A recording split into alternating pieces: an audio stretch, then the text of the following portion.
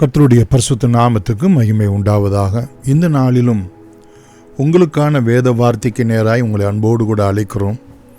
இந்த நாளின் தியானத்துக்கென்று 2 சாமுவேலின் புத்தகம் 7ஆம் அதிகாரம் 29வது வசனம்.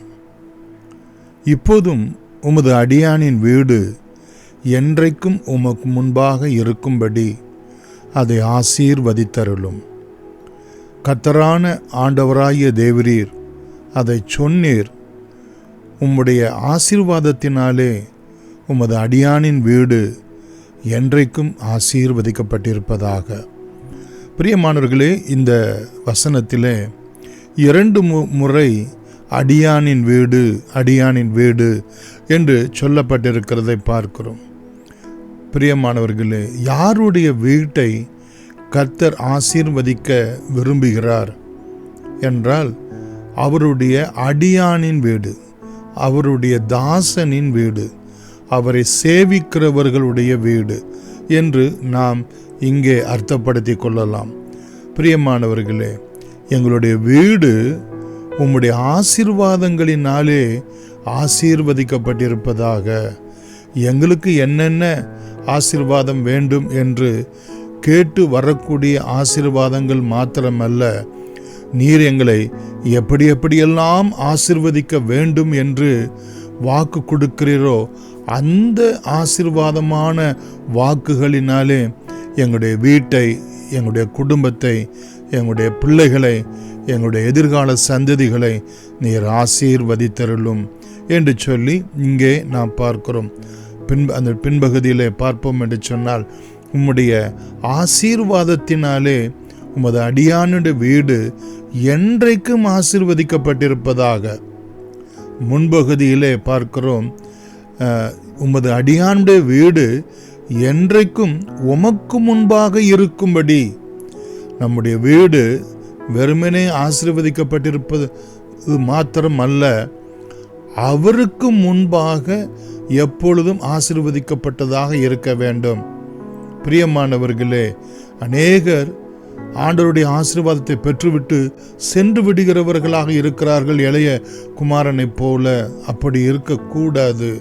மாறாக சங்கீதக்காரனாகிய தாவீது சொல்வான், கர்த்தரை எப்பொழுதும் எனக்கு முன்பாக நான் வைத்திருக்கிறேன், நான் அசைக்கப்படுவது இல்லை.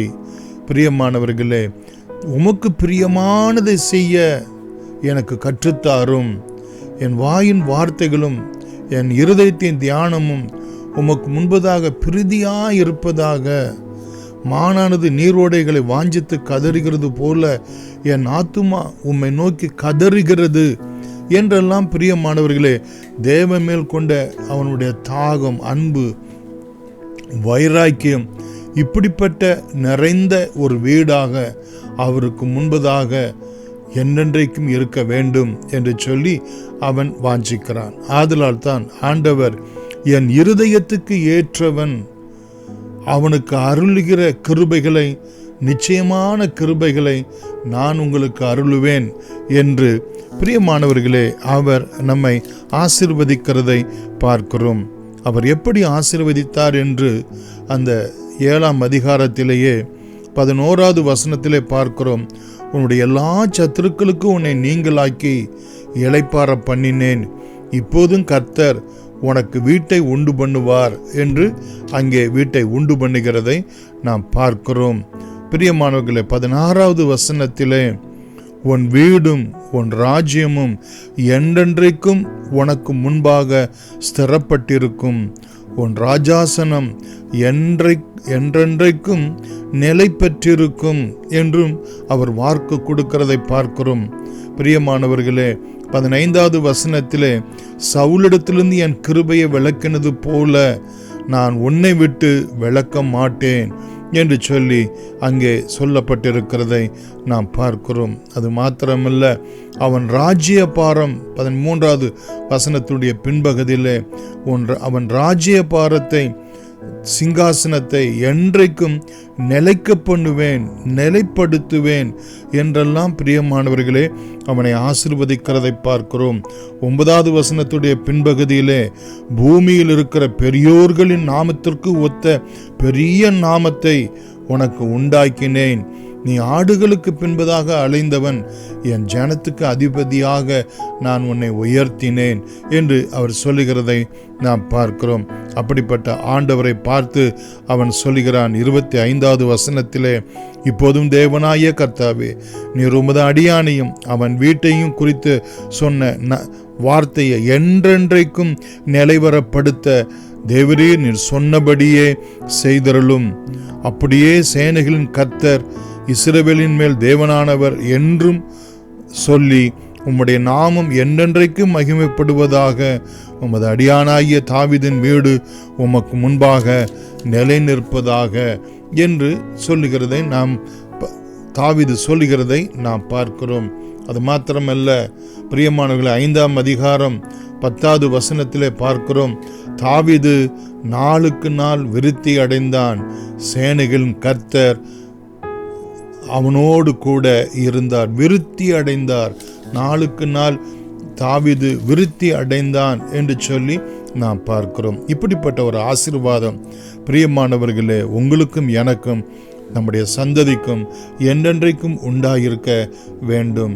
அது மாத்திரமல்ல, 2 சாமுவேல் 8ஆம் அதிகாரம் 6வது வசனத்துடைய பின்பகுதியிலே பார்க்கிறோம், தாவீது போன இடத்திலெல்லாம் கர்த்தர் அவனை காப்பாற்றினார் என்று சொல்லி நாம் பார்க்கிறோம். இந்த ஒரு ஆசீர்வாதம், கர்த்தர் நம்மை காப்பாற்ற வேண்டும், நம்முடைய வீடு தேவனுக்கு முன்பாக நிலைத்திருக்க வேண்டும், நம்முடைய பிள்ளைகள் சந்ததிகள் கர்த்தரால் என்றென்றைக்கும் ஆசீர்வதிக்கப்பட்டிருக்க வேண்டும். பிரியமானவர்களே, அவருடைய நாமம் நம்முடைய குடும்பத்திலே எப்பொழுதும் மகிமைப்பட்டு கொண்டே இருக்க வேண்டும். இந்த ஒரு ஆசீர்வாதத்தினால் கர்த்தர் நம்மை ஆசீர்வதிக்கும்படி நாம் ஜெபிக்கலாம். அன்புள்ள இயேசு சாமி, தாவீதுக்கு ஒரு வீட்டை ஏற்படுத்தி அந்த வீடு உம்முடைய சகல ஆசீர்வாதங்களினாலும், ஆபிரகாமுக்கு நீர் ஆதியாகமம் 12ஆம் அதிகாரம் 3 முதல் 3 வசனங்கள் பிரகாரம் சுவாமி அவனை ஆசீர்வதித்தது போல அந்த ஆபிரகாமுடைய ஆசீர்வாதம், ஈசாக்குடைய ஆசீர்வாதம் ஆண்டவரே தாவீதுக்கும் அவனுடைய சந்ததிக்கும் என்னென்றைக்கும் உண்டாயிருக்கும்படி நீர் ஆசீர்வதித்தீரே.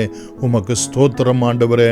பெரியோரு நாமத்துக்கு ஒத்த நாமத்தை அவனுக்கு கொடுத்து அவனுக்கு ஆசீர்வதித்தீரே ஆண்டவரே. அவன் சத்துருக்களுக்கு எல்லாருக்கும் விலக்கி நல்ல ஒரு இளைப்பாறுதலை கொடுத்து நீர் ஆசீர்வதித்தீரே ஆண்டவரே. அவன் ராஜ்யத்தை நிலைப்படுத்தி ஆசீர்வதித்தீரே ஆண்டவரே.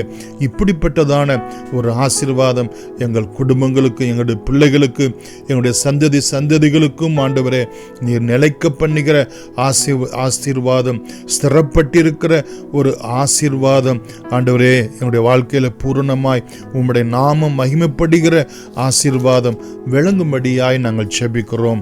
எல்லா துதி கனம் மகிமை உமக்கே செலுத்துகிறோம் ஆண்டவரே. நாங்கள் செல்கிற இடங்களெல்லாம் நீர் எங்களை காப்பாற்றும்படியான ஒரு ஆசீர்வாதம் எங்களோடு கூட இருக்க வேண்டும்.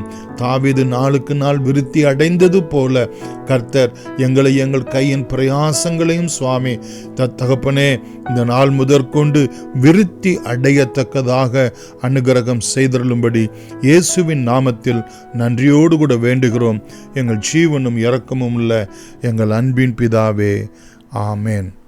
God bless you.